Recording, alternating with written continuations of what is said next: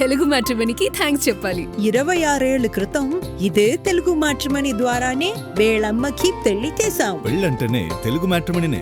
Kuppam police స్టేషన్లో పూడి శ్రీహరిని మాజీ additional advocate general Ponnavolu Sudhakar రెడ్డితో పాటు వైఎస్ఆర్సీపీ నేతలు కలిశారు. పోలీసుల తీరుపై తీవ్ర ఆగ్రహం వ్యక్తం చేశారు.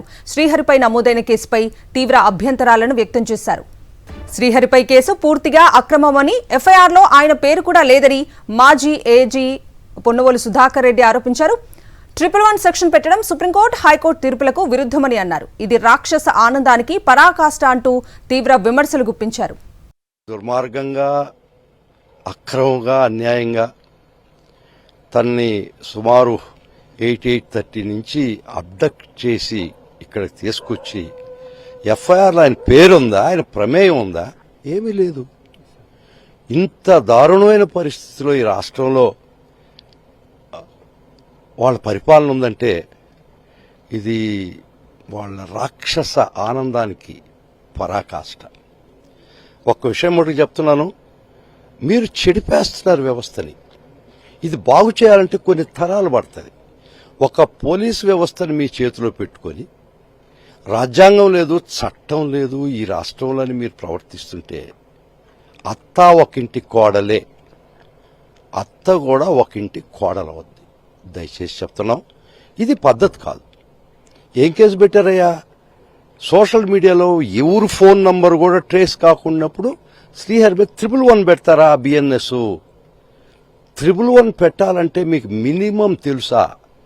ఈ పోలీసు వారికి హైకోర్టు వారు చివాట్లు పెట్టింది, సుప్రీంకోర్టు చివాట్లు పెట్టింది. ఒక్కసారి కాదు, 111 పెట్టాలంటే ఆ కండిషన్స్ చాలా స్పష్టంగా రాసింది. ఒకటి మరీ చెప్తున్నా, ఈ న్యాయ వ్యవస్థ చాలా పటిష్టంగా ఉంది కాబట్టి మన రాష్ట్రంలో, దేశంలో ఇంత మాత్రం ప్రతి ఒక్క సామాన్యుడు స్వేచ్ఛావాయువు పీల్చగలిచున్నాడు. ఈ న్యాయ వ్యవస్థ కానీ ఒక్క రవ్వ కానీ దారి తప్పుంటే ఈ రాష్ట్రంలో స్వేచ్ఛావాయువులు ఉండవు, ఏ సామాన్య మానవుడు కూడా బ్రతికే పరిస్థితి లేదు. నిజంగా ఈరోజు న్యాయ వ్యవస్థ కట్టుదిట్టంగా, పర్ఫెక్ట్గా, న్యాయబద్ధంగా పనిచేసింది కాబట్టే కొంత ఈ సామాన్యులు బ్రతకగలుచున్నారు. అక్రమ కేసులో విజయవాడ నుంచి కుప్పానికి శ్రీహరిని తీసుకురావడం దారుణమని చెవిరెడ్డి భాస్కర్ రెడ్డి మండిపడ్డారు. వైఎస్ జగన్మోహన్ రెడ్డి పేరు వినగానే ప్రభుత్వం భయపడుతోందని విమర్శించారు. జర్నలిస్టులను కూడా జైల్లో పెట్టే పరిస్థితి వస్తోందని, ఇది ప్రమాదకర పరిణామమని అన్నారు. ప్రభుత్వం నైతికంగా పతనమవుతోందని తీవ్ర వ్యాఖ్యలు చేశారాయన. మరోవైపు సీఎం చంద్రబాబు మానవ హక్కుల గురించి మాట్లాడతారని, ఇప్పుడు ఆయన ఇలాఖాలో జరుగుతున్నది ఏంటి అని ప్రశ్నించారు చెవిరెడ్డి మోహిత్ రెడ్డి. ఒక జర్నలిస్టుగా ఉన్న వ్యక్తిని ఒక అసత్యపు కేసులతో, అక్రమ కేసులతో విజయవాడ నుంచి కుప్పం తీసుకురావడం అంటే నిజంగా కూడా ఈ పరిపాలన ఎక్కడికి వెళుతోంది? జగన్మోహన్ రెడ్డి గారిని చూసి భయపడితే అర్థం ఉంది, కానీ జగన్మోహన్ రెడ్డి గారి సలహాదారులను చూసి కూడా ఈ ప్రభుత్వం భయపడతా ఉందంటే ఇంతకన్నా ఈ ప్రభుత్వం దిగజారిపోయిందనడానికి, నైతికంగా పతనమైందనడానికి ఇంతకన్నా నిదర్శనము లేదు. జగనన్న చూసి అర్థం ఉంది. ఏదైనా జగనన్న చూస్తే భయపడుతున్నారు, జగనన్న తట్టుకోలేక తల్ల పట్టుకుంటున్నారంటే అర్థం ఉంది. జగనన్న ఒక మీడియా అడ్వైజర్ని చూసి కూడా భయపడుతున్నారు అంటే ఈ ప్రభుత్వం నైతికంగా ఎంత పతనమైందో ఇంతకన్నా నిదర్శనం అవసరం లేదు.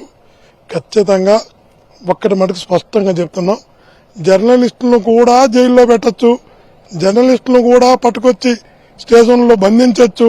ఒక తీవ్రవాదిని, దేశద్రోహిని పెట్టినట్టు ఎవరిని కలవలేకుండా హింసలు పెట్టి, చిత్ర హింసలు పెట్టి పెట్టొచ్చు అని ఒక ప్రాక్టీస్ని ప్రారంభం చేశారు. ఈ ప్రాక్టీసు ఈరోజు తెలుగుదేశం పార్టీకి అనుకూలంగా ఉన్న పత్రికల్లో పనిచేస్తున్న జర్నలిస్టులకు రేపు ఇదే పరిస్థితి వస్తే తట్టుకోగలరా? అవసరమా? ఈ సాంప్రదాయం కొనసాగిద్దామా? తెలుసుకోవాలి. ఎందుకంటే అప్పుడే తెలుస్తుంది దీని ప్రభావం.